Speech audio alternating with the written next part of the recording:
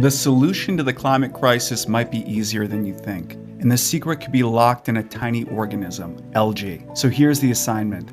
On Earth Day 2025, Elon Musk's X Prize will be awarding the team that can best capture and sequester CO2 at scale, and there's still time for you to register. The X Prize amount is staggering, but carbon capture is a dire challenge for our species in its own right, and that got us thinking at Optimum Academic Institute. What is the best way to filter and sequester CO2 from the air?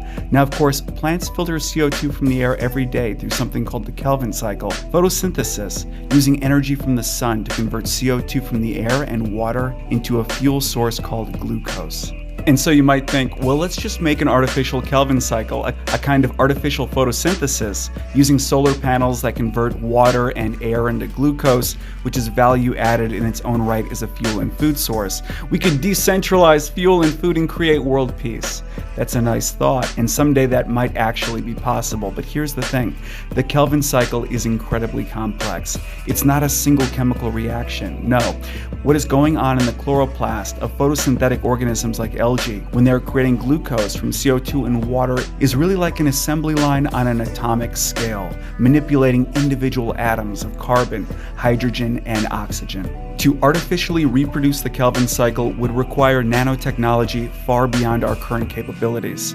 But here's the thing, why reinvent the cycle? Algae are already highly evolved and optimized glucose factories. So the real challenge is simply to feed CO2 to the algae, and the algae can do the rest by converting and sequestering that CO2 into valuable glucose. And that, well, that's pretty simple. All you have to do is pump the CO2 polluted air into water-filled algae tanks, because CO2 is highly reactive with water, but oxygen is not. So when CO2 polluted air passes through the water in the algae tanks, the CO2 tends to stay in the water, while the clean, breathable oxygen bubbles to the surface and back into the atmosphere. And of course, algae then uses that CO2 to produce glucose. So it's a win-win. The US Department of Energy has already been researching algae-based carbon capture, and teams around the world are already conducting real-life case studies, and so can you. And if you can capture and sequester CO2 better than anyone else, you will not only be helping our species with one of its greatest challenges, but you could be rewarded beyond your wildest dreams. That's Optimum. If you want to find solutions to some of the world's biggest problems, I welcome you to join us at Optimum Academic Institute. How can we solve homelessness? How can we solve the obesity epidemic? And much more.